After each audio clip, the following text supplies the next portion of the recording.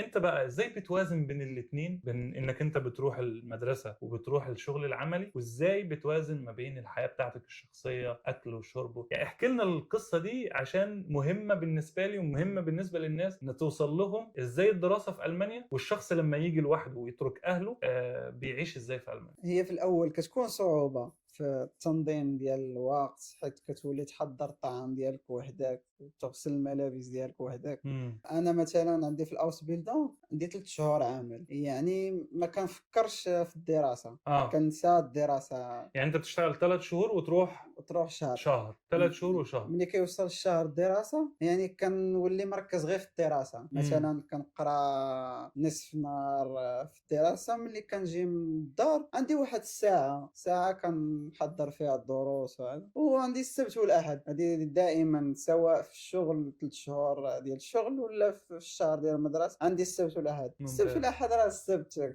كتمشي للسوق تسوّق، اهم. والأحد كتخرج شوية تمشى.